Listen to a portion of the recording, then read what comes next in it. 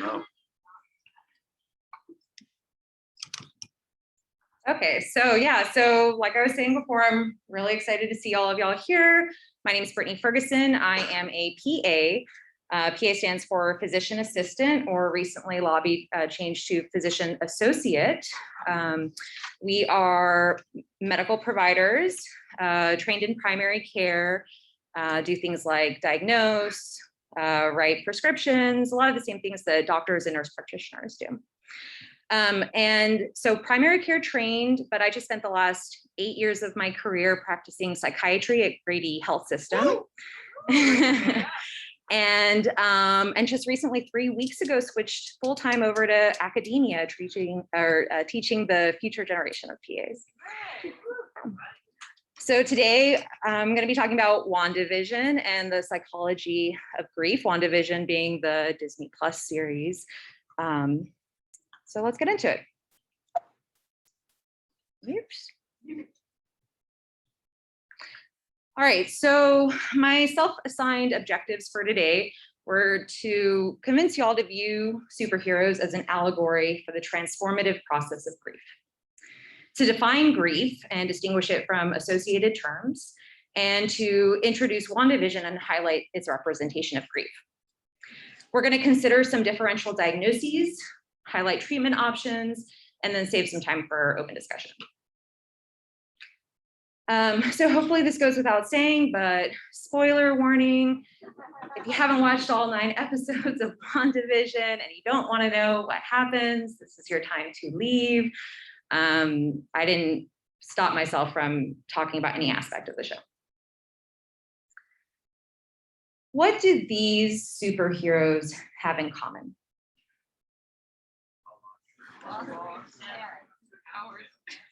They have powers, yeah. Loss, and then I heard specifically parents, right? Absentee parents, maybe they're orphans, their parents died when they were either younger or young adults, but all these superheroes share the loss of parents. It's a common superhero trope to have non-traditional parental figures. When I think about that, the first superhero I think about is Batman. As a part of his story arc, I think most of the time. And it's not just that Bruce Wayne lost his parents, right? Batman would not exist if Bruce Wayne did not lose his parents. They are integral. His identity is shaped by that loss. Other superheroes, the same is true. So for Doctor Strange, if Doctor Strange didn't lose the mobility of his hands and his identity as a surgeon, he would not have become the Sorcerer Supreme. Spider-Man, he lost his parents, gained his superpowers, but then additionally lost Uncle Ben. And it was in that moment when he lost Uncle Ben, he had a decision to make, and it paved the trajectory going forward. Same with T'Challa, right? T'Challa was Black Panther, but when his father died, he had a choice. Do I go for revenge or do I strive above it? Now, superpowers alone do not a superhero make. So here we have 3 figures, Magneto, Baron Zemo, and Whiplash, all who have experienced loss, all who have done great things, and all of whom tend to fall on the villain side. Not always, sometimes moral gray, but because of the choices they made, are sometimes, or most of the time, characterized as supervillains. And that leads us to Wanda. Wanda has had a lot of loss. She lost her parents early as a child. She lost her brother in the Battle of Sokovia. And then she lost Vision in Endgame, or in Infinity War. So grief. Fun fact before we dive into grief, while I was doing my research for this, the people who I was reading about and listening to kept referring to themselves as thanatologists. I was like, oh, I guess that word or the prefix of that word means something, and surely it does. It's derived from Greek. In Greek mythology, Thanatos was the god of death. And so thanatology is the scientific study of death, viewed from multiple disciplines, including physical, ethical, but today we're going to talk about it from a psychological perspective. When talking about grief, we could use Vision's definition, which I think is a really good one. What is grief if not love persevering? Or we can look at a more medical term, where grief is a normal reaction to either physical or symbolic loss. Bereavement is the period of time surrounding the loss, and mourning are the actions and manners by which the grief is expressed. So sometimes people use these words interchangeably. They actually mean different things. Grief referring to the psychological process, mourning more the behaviors and actions, and bereavement the period of time. But what is grief? Like, how is it that people grieve? Does it look the same? No. Yeah. So there's some things out there. How have you ever heard about grief being expressed? Shutting down. Crying. A lack of expression. Lack of expression. So not outwardly emoting sadness, but actually like feeling numb, like not showing expression. Yeah. Manic. Drinking. Mm-hmm. Denial. Anger. Yeah, and anger at who? Everyone else. Yeah. Like literally anybody, including the person who died. Or even yourself. Or even yourself. Mm-hmm. When is it okay to grieve? You experience a loss. Anytime you experience loss. What about before you've actually lost the person? Yeah. Yeah, anticipatory grief. So expecting the loss and grieving before the person's even gone. Or what about, a decade later? If you start getting pangs of grief, is that normal? Yeah, definitely. How long? Depends on the situation, the person you lost, the person you are. So a day, a month, a year, forever.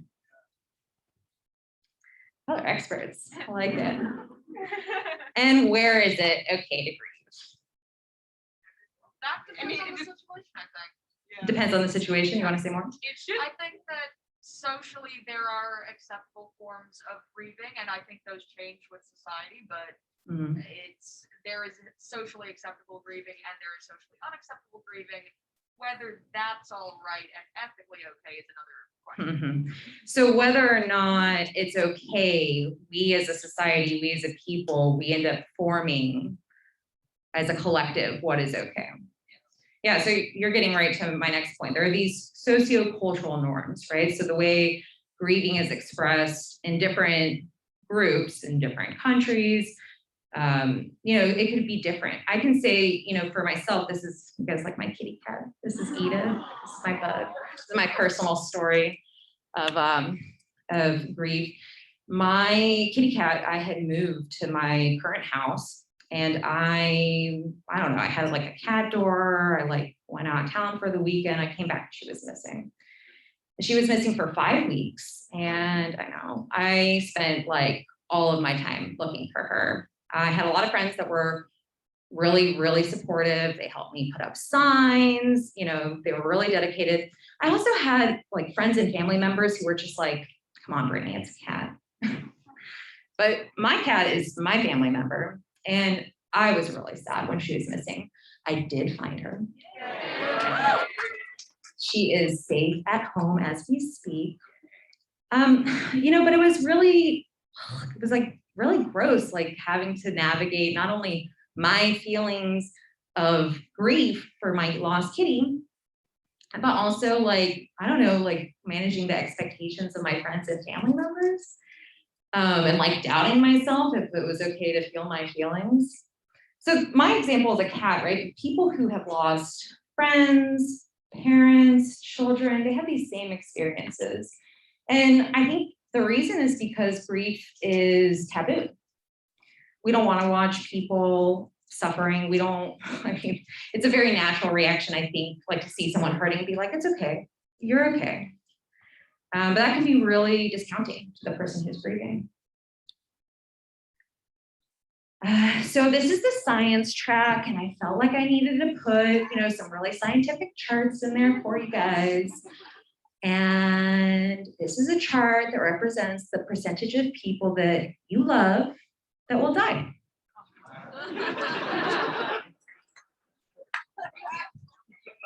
All of them will eventually die.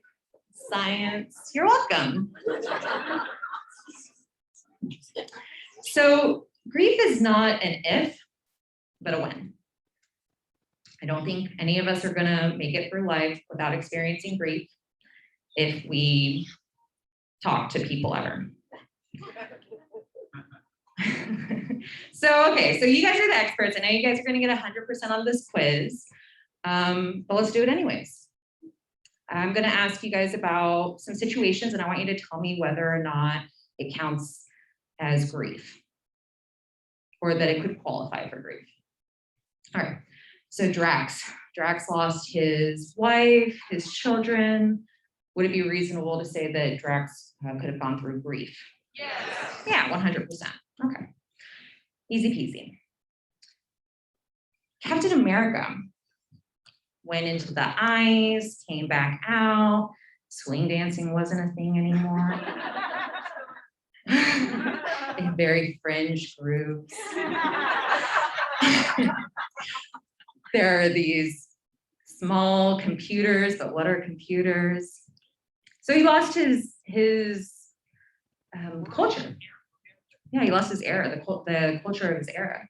Would that count for grief, for a grief process? Could he have grieved the loss of his culture? Yeah, I agree. All right, and last one. Can you guys guess what it is? Wanda? No. Womp womp. So we lost a lot of people during this pandemic.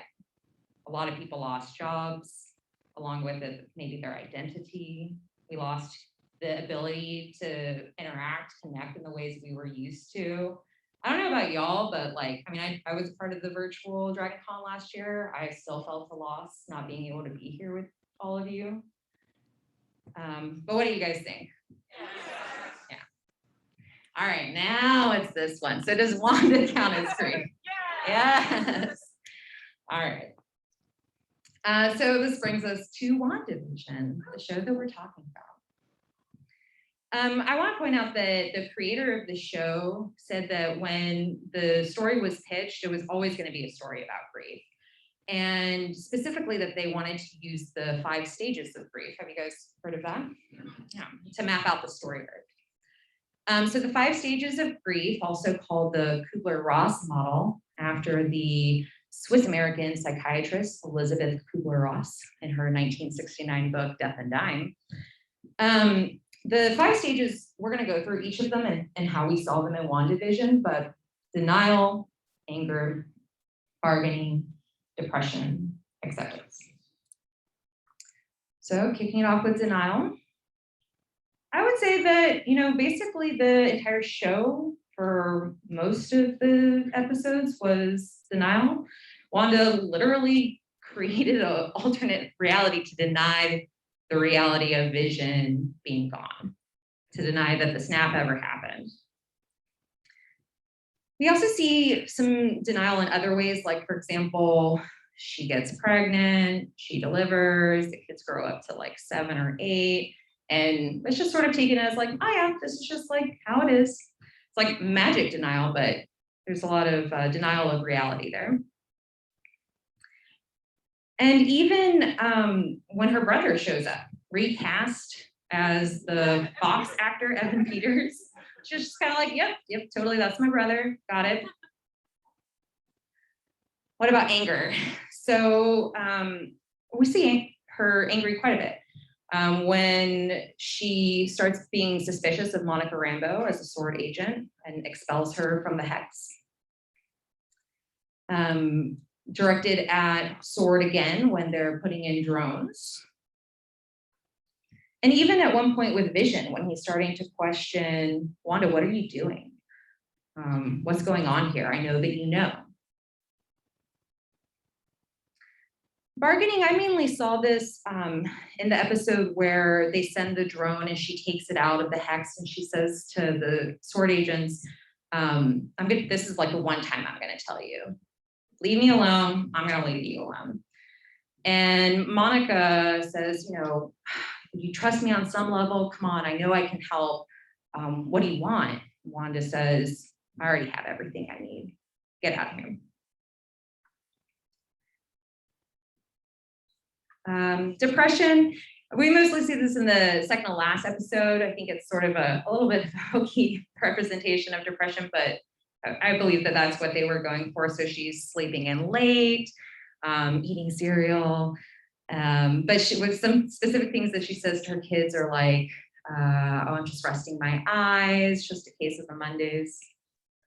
But depression is a normal part of the grieving process. And finally, acceptance. Saying goodbye to her children for the maybe last time. And waiting with Vision as the hex disintegrates and takes him and her family with them. So, you know, when the model was proposed, it was sort of a linear sort of thing. Is that how you guys understand it to be? No, not all the experts, I love it. Yeah, so no, this isn't how it works. It's a lot messier than this. You can hop around any which way. There's no right way. Just sort of choose your own adventure, and maybe you make it to acceptance for a minute and then you're right back to something else. It's all valid. It's all just how it goes. Okay, so I'm a medical provider, medically trained PA, and this is like my third talk like this, and there's a theme going where basically I watch these shows and I'm just trying to pathologize the characters the entire time. And it's weird because I don't think of myself as that sort of provider, and yet I keep doing it. So I had this question the entire time I was watching the show, like, all right, but what is normal grief for a superhero? Because it wasn't like, I mean, she was hurting people, right? She had people under her control.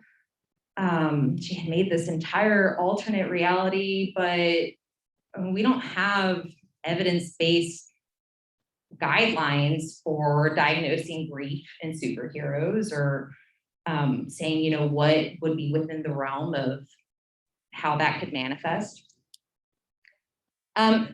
So just humor me, let's go through a differential diagnosis. So these are some of the things that I considered when watching the show. So we're going to go through persistent complex bereavement disorder, major depression, PTSD, and dissociative amnesia with Fugue.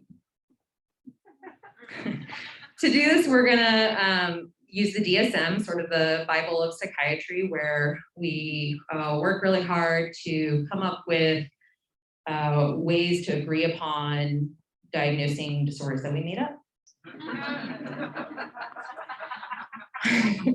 So first is persistent complex bereavement disorder.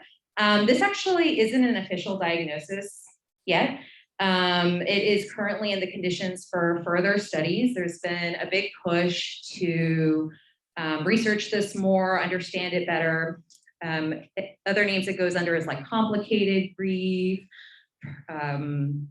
prolonged grief, traumatic grief, but this is the words that they've used or decided to use for the DSM-5.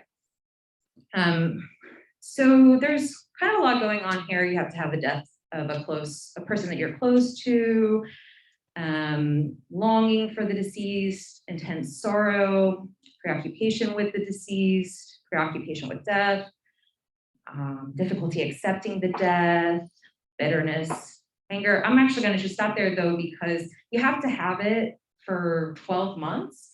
And the events of WandaVision takes place within the first month after the events of Endgame. So that's a no.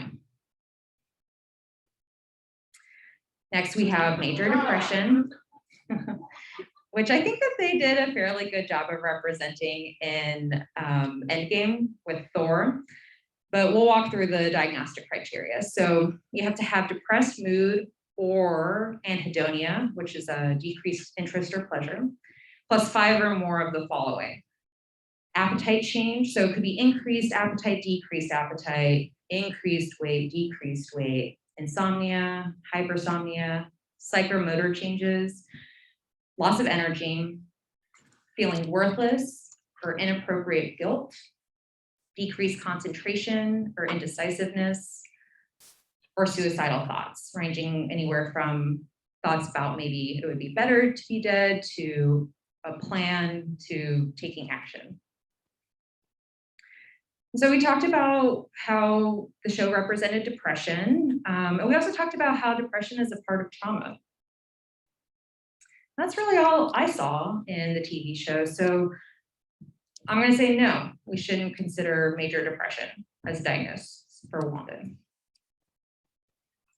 Next, we have PTSD, which I think was fairly well represented in Iron Man 3. For this, you have to have a exposure to an actual or threatened death, serious injury, or sexual violence.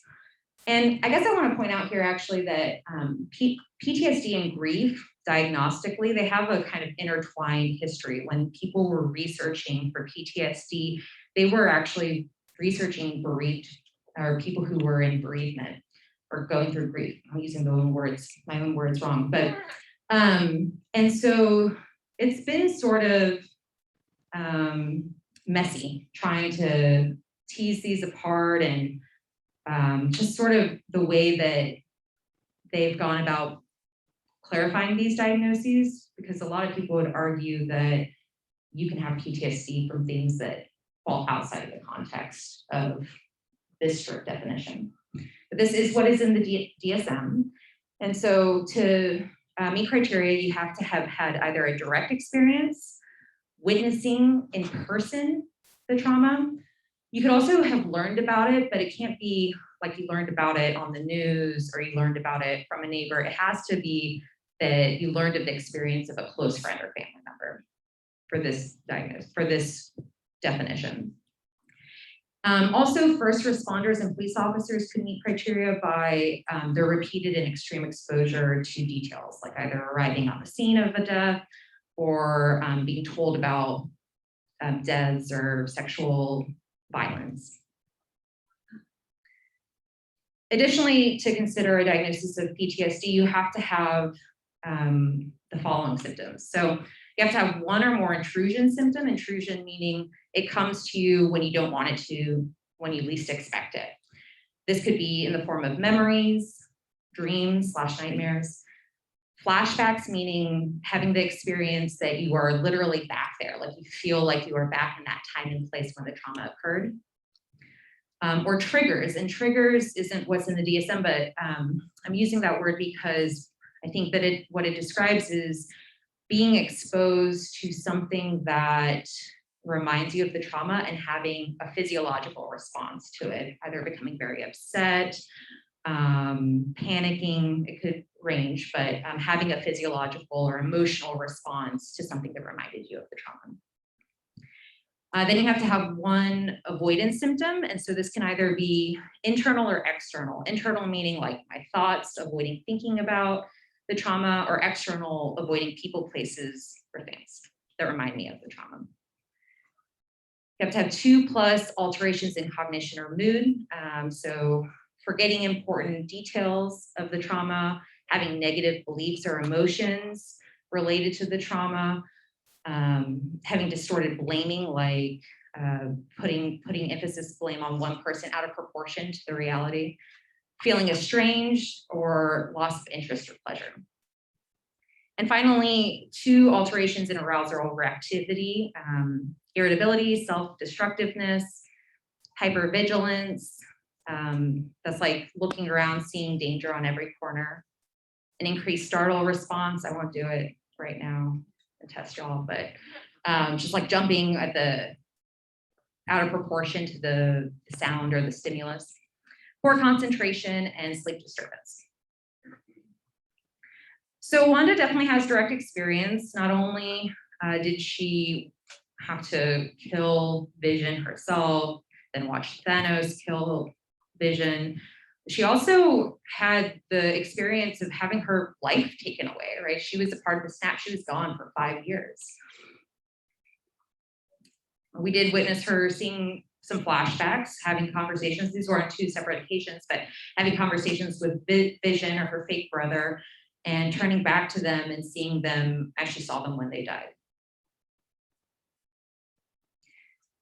And then avoidance. Earlier, we called this denial, but also her actions served to avoid the reality of the situation, right? So getting rid of things that don't fit in the world that she created, and literally blocking people from entering who could change that reality or remind her of the true reality. So she meets the criteria of having the exposure to death, flashbacks, avoidance. She also had an amnesia. I'm going to talk about that a little bit more in the next part. And maybe we could make a case for hypervigilance, but we're not meeting full criteria. We needed 2 for cognition, mood, arousal, reactivity. So I'm going to say no. We shouldn't diagnose PTSD. And then finally, our last differential is dissociative amnesia with Fugue. This actually used to be its own thing in DSM-4, but it got lumped in with dissociative amnesia in DSM-5. So dissociative amnesia is the inability to recall autobiographical information. It is usually of traumatic or stressful nature, and it's inconsistent with ordinary forgetting, not attributable to something like head trauma or anything else. And then the Fugue modifier is traveling or wandering associated with the amnesia. But before the DSM-5, there was a little caveat about having confusion with personal identity or even assuming partially or fully a new identity. Agatha Christie actually experienced a dissociative fugue. She's a mystery writer. So I would say we saw pretty significant amnesia with Wanda. At least that's how I interpreted it. When she was at dinner with the Hearts, and the Hearts were saying, you know, when did you come here? Why did you come here? How long have you been married? When's your anniversary? Wanda's just sitting there like, oh yeah, we were married. Very, very confused. And then she drove to Westview, but I think creating the town of Westview is sort of like a magical travel. So I would say maybe we should consider this diagnosis. The thing about it is that it's incredibly rare. We don't really know very much about it. It's not well studied. About 2 in 10,000 people experience it. It's more common in times of war and extreme stress. And if someone walked into my office and met criteria, I actually don't know what I would do other than like reassurance, rolling out other potential medical causes of amnesia, supportive counseling. It's not something that's well understood. There is some thought that it could be more associated with dissociative identity disorder, but the way it's in the DSM right now, you can't suspect that to give this diagnosis. So those are separate things. So let's move on to treatment. In one of the commercials, she was offered a prescription of Nexus. Do not take this if you're not ready to move on with your life. I don't know. Well, we're not going to prescribe anything. She didn't meet criteria for any of the diagnoses for which medication could be a part of your treatment plan. And you don't prescribe medication for grief. Grief is a normal adaptive process. So no medication. She could go to her local bereavement counselor, Captain America. One of the nice things about peer support groups is just getting to see that other people are having, maybe it's not the same, right? It's different, but it's similar. You're not alone. Just kind of being together and being like, yep, this is weird. Nothing's going to make it better except for time and doing what I need to do, but thanks for being here with me. You could go see a grief counselor hopefully one that you chose for yourself and isn't masquerading as your neighbor and manipulating your every action. And I wanted to point out that counselors do know or talk about this association between superhero grief and its role in being transformative or healing. So I have 2 books pictured that are specifically made for counselors so that they can use the grief narratives of superheroes in their work.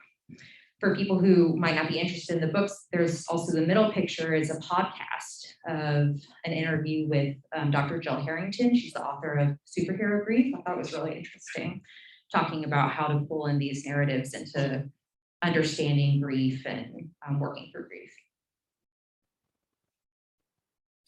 If you were to go to a counselor, one method they might use is imaginal conversations. And so this is, sometimes they'll pull out a chair and say like, okay, your loved one is here. What would you want to say to them?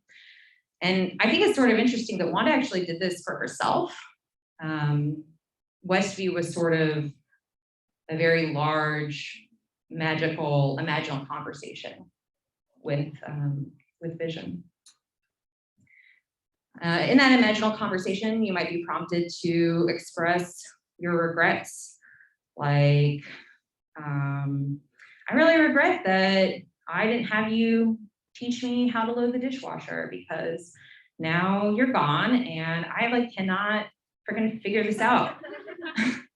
I resent you for not having taught me and not being here to do it anymore. But dang, did I appreciate that you did this. And no, it's not always the case that people are given the opportunity to say, like, I mean, the person you lost, if it is a death loss, they're still a part of your life. I mean, people talk about having the voice in their head of that person, maybe forever. And so thinking through what is it that you would have said to them? How might they have reacted? What might they have said back? That can be a part of grief work. But I want to drive home the point that grief does not require treatment. It's normal, it's adaptive. It does not require treatment. Certainly if a person wants to seek out support groups, seek out a counselor, because grief is, they want someone to bounce those ideas off of because they are working through something, there are things that are getting in the way of their life, then certainly, but it's not required. And for myself as a mental health professional, I think it's really important for me to not pathologize grief, right? That's like my number one job. If someone comes in and they're grieving, my number one job is to not pathologize it, to just wherever that person is at, be like, yeah, it's normal. Because grief can actually be transformative. With Monica Rambeau, we saw that represented quite literally, her passing through the hex after hearing the voice of her mother, hearing all these life narratives, and then emerging on the other side as her superhero self, identity yet to be revealed. So she got the superhero powers of being able to like phase. We saw her stop a bullet. Other superhero powers are telepathy, telekinesis, flight, super strength.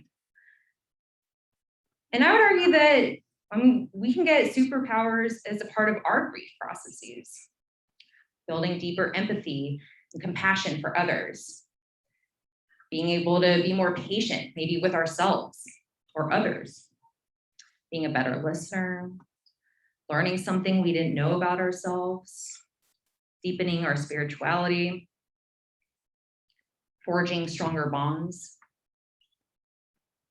and also super strength.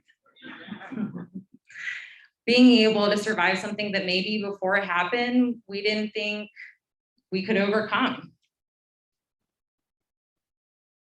So grief is transformative, and it was transformative for Wanda. Without the loss, all of her losses, without the loss of Vision, without the events of WandaVision, she may have never realized her full potential as Scarlet Witch. All right, so key takeaways for today. Grief is normal and adaptive.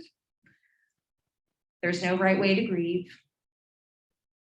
And grief doesn't end, it transforms. These are my references. You can look at them.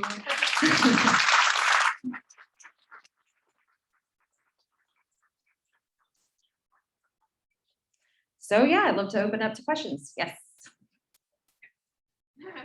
What I'm here for.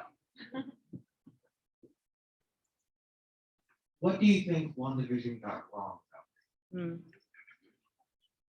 Huh. Well, let's see. I'm honestly sort of immediately blanking. I'd love to open this up to everybody else. Like, what did anybody watch WandaVision? They're like, no. Something about it. Mm-hmm. I don't think I noticed that there was anything wrong because there isn't a wrong way to read. Mm-hmm. So I think it really depends on the topic. I would say there's nothing wrong, but also that's like my personal experience is pretty tough to her. That's hers. Mm-hmm.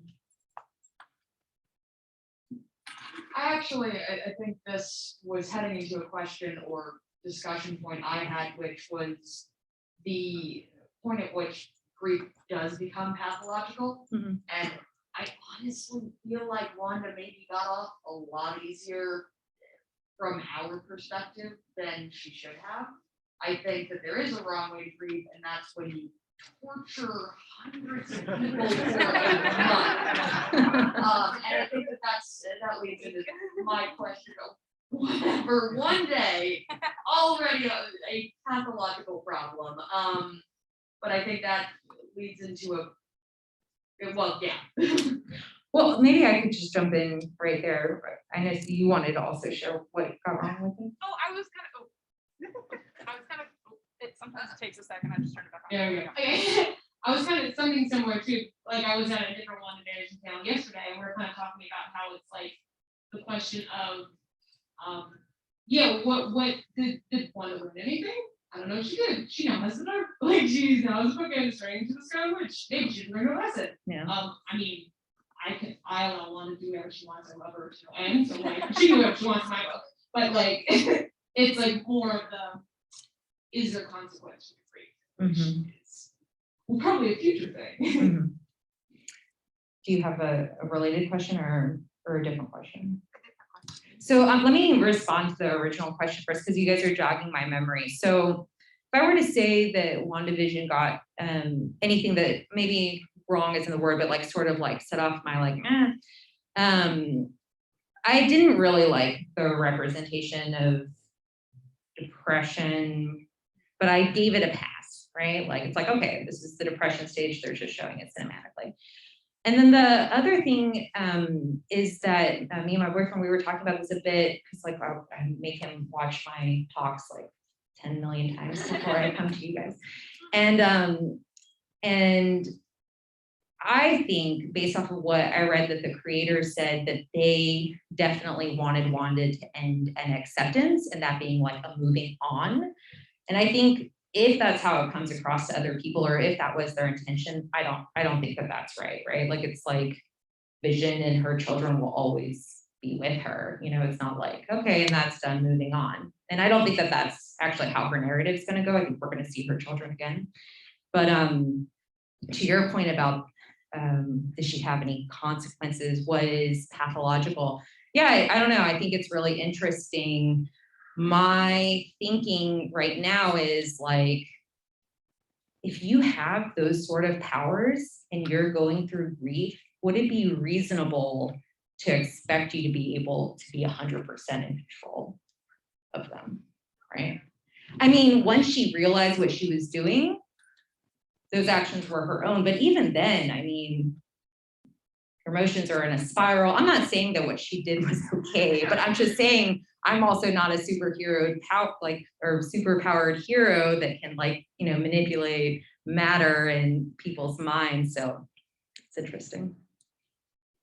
Maybe that. Which kind of does go to my question. So in the Captain America Winter Soldier panel, somebody brought up that Bucky is forced to go to therapy even though he is the victim. And your question of how do superheroes have grief, and then also intertwined with there's no treatment shouldn't be mandatory, but for someone who has those kinds of powers, treatment really should be mandatory, because if you leave someone to go through that grief on their own, this is what you get. Mhm.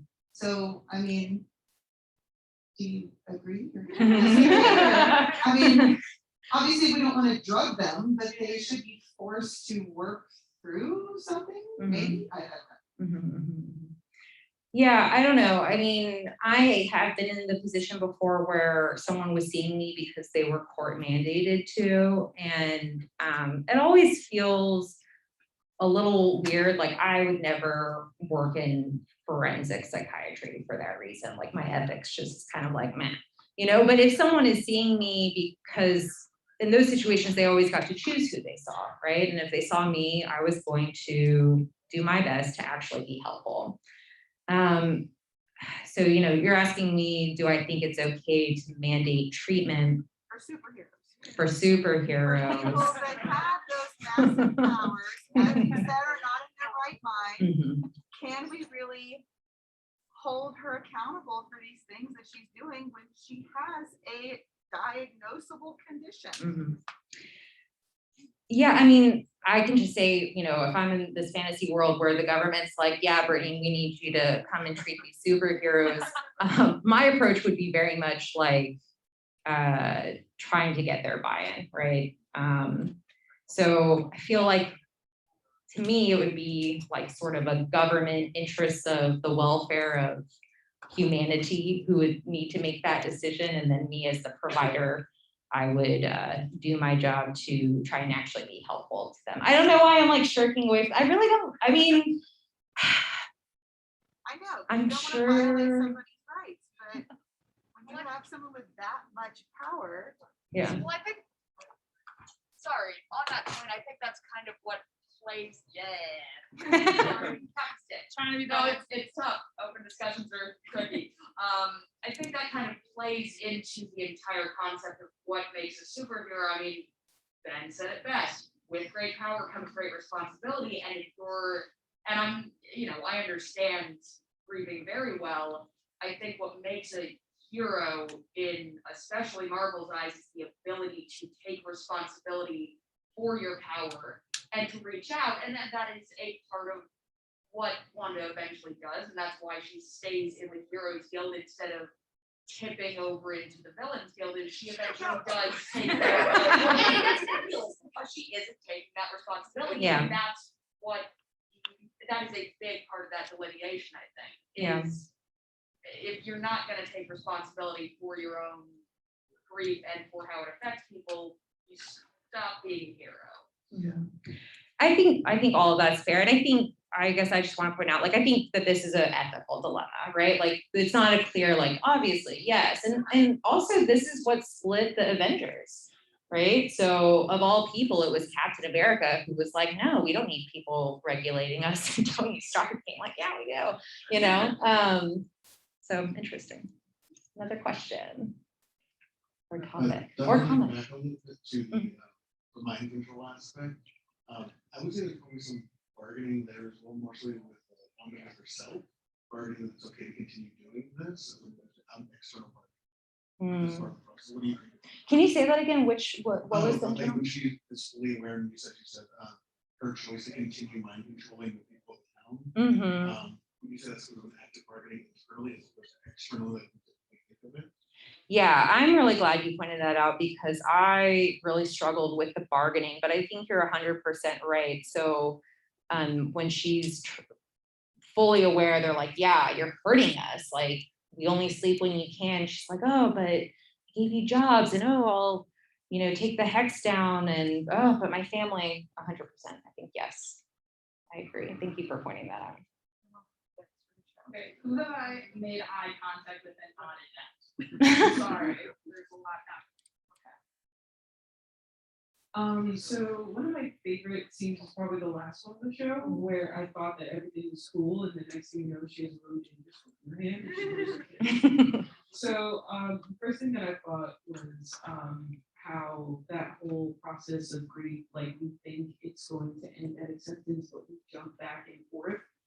And because I had a recent experience, my great grandmother passed, and I thought I was cool with it, and the next thing you know, I punched a hole in my wall. I didn't have a dark hold, so that sucks. But so I'm trying to, so like, and this is an open floor question, but in terms of like jumping from one emotion to the other, is there, and back to the societal norms, like what is, and obviously it's not right society wise to punch a hole in the wall, but in terms of like jumping to extremes, like back and forth, next thing you know, your acceptance, denial, like how hard do you deny like wanted it? Like I just want to get your feelings on that, like the severity of jumping back and forth. What do you guys think? Can it be pretty severe? Yes. Yeah. Like, so when I was listening to that podcast, I pointed out, I'll just kind of talk about how she said it. She said, you know, people will come into her office and really just say like they feel like they're going out of their mind, right? That's like the colloquial way of saying that. And the number one thing that she does is just reassure people. I think that it can be really chaotic and really extreme. And I think punching a hole in a wall, like, yeah, maybe you didn't like nobody wants to have a damaged hole in their wall that they want to do, but I would say that that's completely normal. I fixed the hole.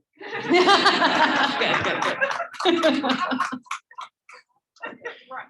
Transforming the wall, I love it.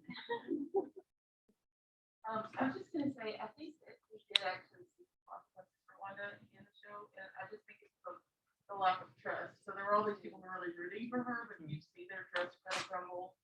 And oh, she's a superhero. She's not a villain. Because there was, I think that the guy that I met that character, the guy that kind of drew the hard line. I was like, let's just blow this thing off the map. Like, and there were other people like, no, she's just going through it. And I think that's more of a representation of like real life kind of consequence for our big expressions of grief. It's just going to change the way people think. So like Monica Rambeau being like supportive, 100%, this is just her grief. Like she is not a terrorist. I can help her. I can be there for her. I can support her. I've been through something like that. And then compared to Hayward being like, no, take her down, reanimate her dead husband's body for us. Yeah, okay, so some consequences there. I think that sort of goes into my next question, the way that they treat vision. I was recently participated in a seminar on economics, and there was a specialist who came in and spoke to everybody. And one of the things she talked about was disenfranchised food and how certain losses are considered less than others, but it all depends on how important that is to you. And I guess it's kind of an open floor question. Do you see those themes in WandaVision, like concept of disenfranchised grief? Because there's the scene when she goes in, she looks at his body, and they're like, oh, well, he's not real. He wasn't a real person. Yeah. Or, the way that they treat him and his remains, they kind of disenfranchise the grief. No, I'm really glad you pointed that out. Yeah, we got some snaps, 100%, right? Like, oh, the robot here. Yeah, you can say bye, whatever. Yeah, just like sort of a extension of my kitty cat story. When I was trained, it was still DSM-4, and in DSM-4 for major depression, there was a bereavement exclusion criteria. They got rid of it because it was highly controversial, but it said something along the lines of like that you could diagnose depression if in a bereaved individual if the grief was abnormal.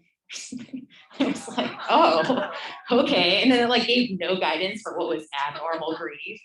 And when I was trained, I remember this person who was running she was training me on what depression was. And she was like, yeah, so, like if someone is sad about their dead cat for more than like a week, major depression. And so, or 2 weeks or whatever. So I was like just thinking about that the whole time, looking for my bug, like. But yeah, disenfranchised grief. Yeah, 100%. Thank you for pointing that out. Okay, who else have I made eye contact with? Oh, yes, you I have have a follow-up to 5 questions. Okay. Done, yeah. A while ago. Okay. Trying my best. We will also, I think, if that's okay, you probably have some time afterwards. Yeah. Because I know Jack. So I found it interesting that you suspect the children will be involved in the story. So my question is, which stages of grief do you associate that with children coming back into the narrative, and or which stages of grief do you think Wanda as a character lends herself to be susceptible? Narratively speaking.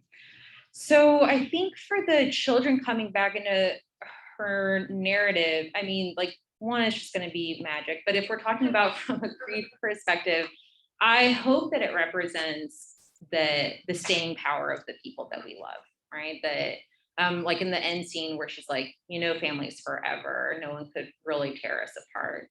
And that being true, when we lose someone, they're not gone. They're in our minds, they're in our hearts for forever. So I hope that it continues that theme. That would be interesting to me. What stage of grief does Wanda lend herself to? I think that we saw all of them, and I'm glad that they did that. I think they did a really good job of making her a very well-rounded, real person.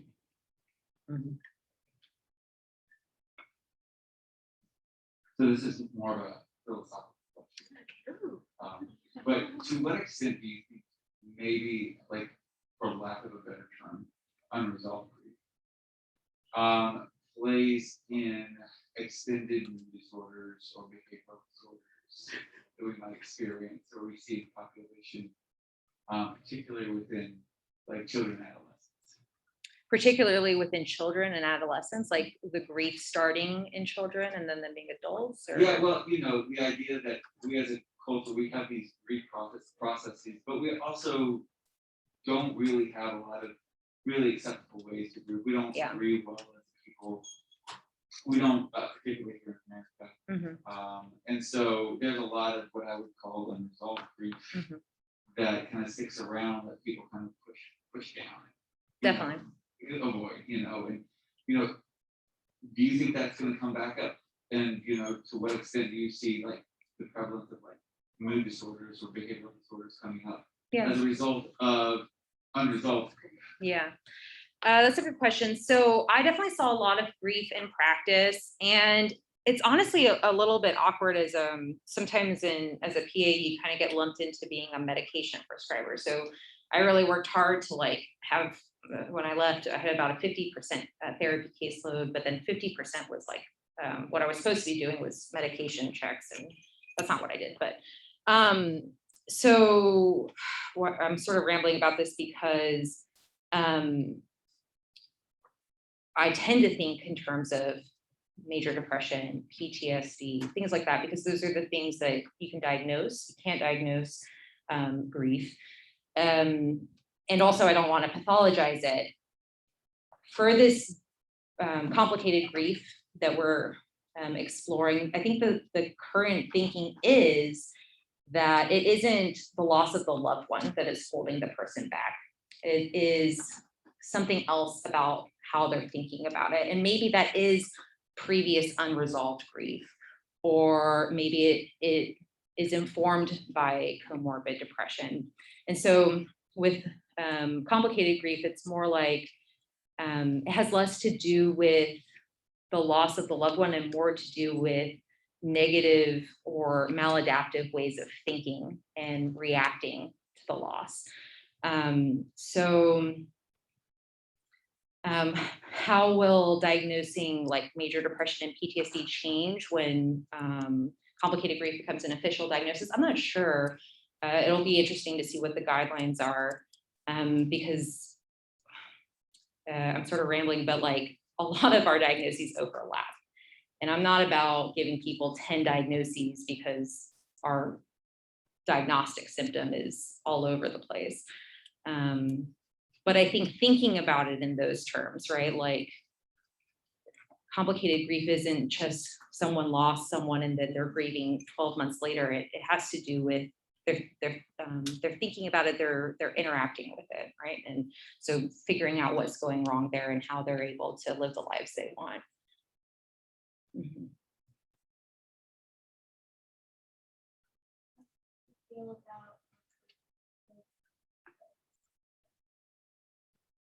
I didn't catch it, sorry. How did you feel about PTSD pretending to be PTSD? Oh, how did I feel about Pietro pretending to be her brother? Well, I was really happy to see Evan Peters. I like him a lot. I really wanted him to like just be Pietro, but that's okay. Ralph Boner. Womp womp. I felt excited and then I felt disappointed.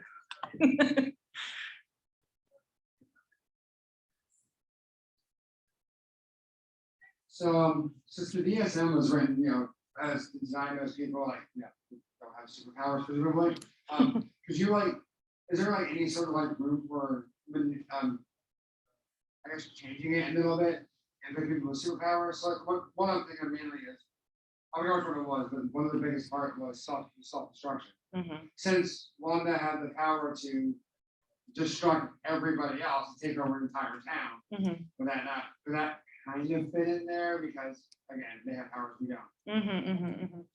Yeah, I mean, I think definitely. I think the way to go about it would be to probably do like a retrospective analysis, like see what had happened, what was typical. But if part of the criteria for diagnosing someone is that it has to cause significant impairment in life functioning, I think certainly the impairment that Wanda caused to others would meet criteria.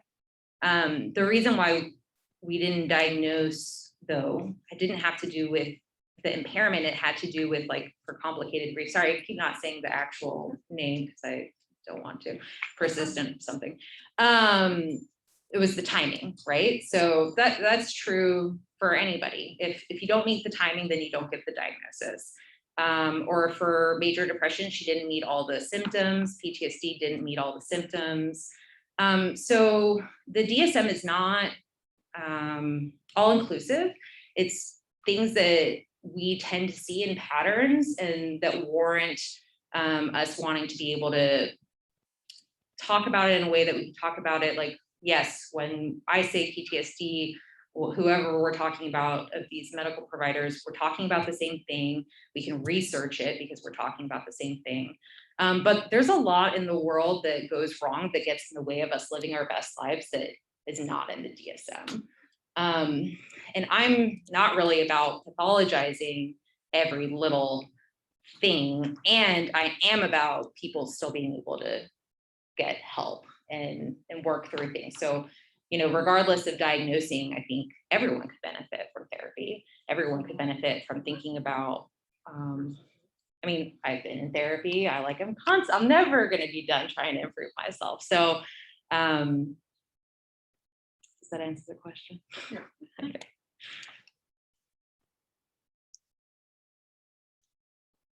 So I had an alternate theory.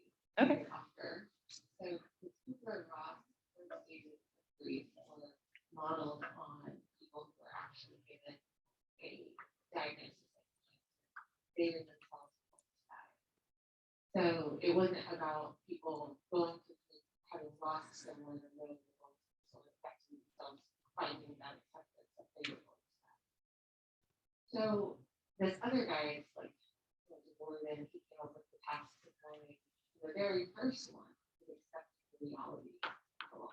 And the very last one is learning how to reinvest in the life of the last one. So for me, WandaVision actually was the entire thing is her not accepting the loss until the very end.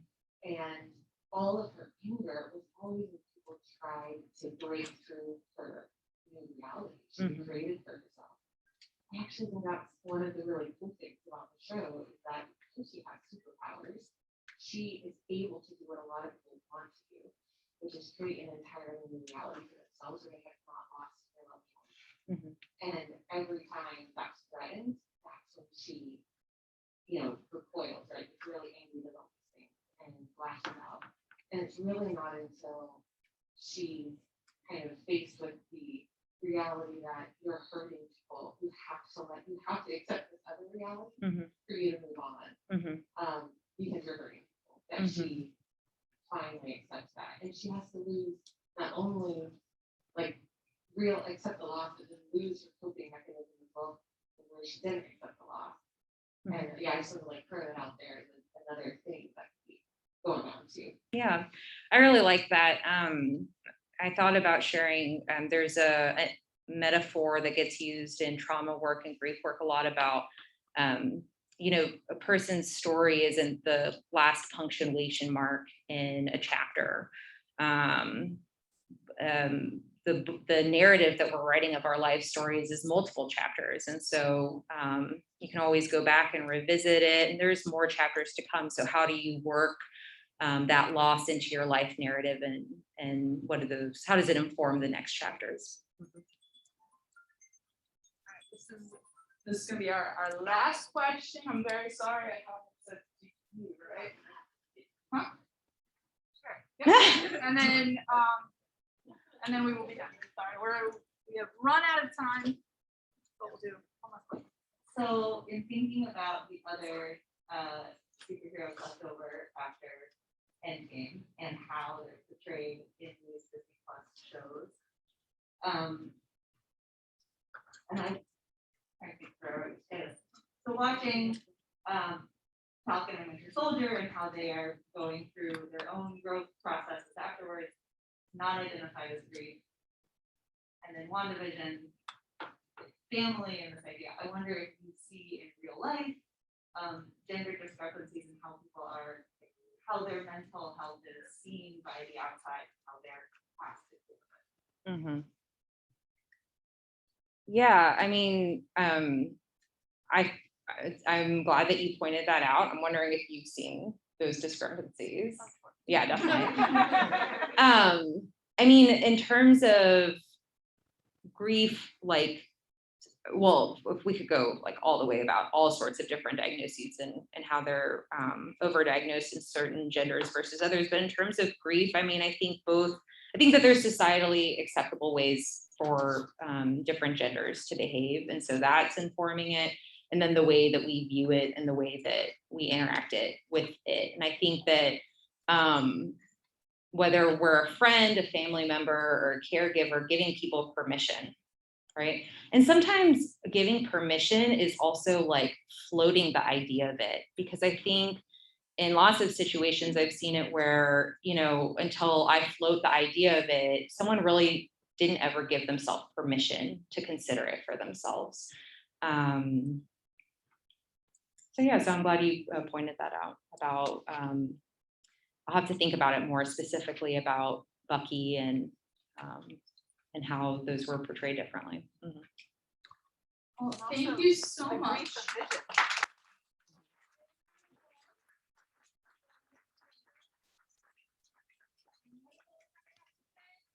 Reminder, we do have our wonderful bucket over there if you'd like to donate to the charity. Big Brothers Big Sisters of Metro.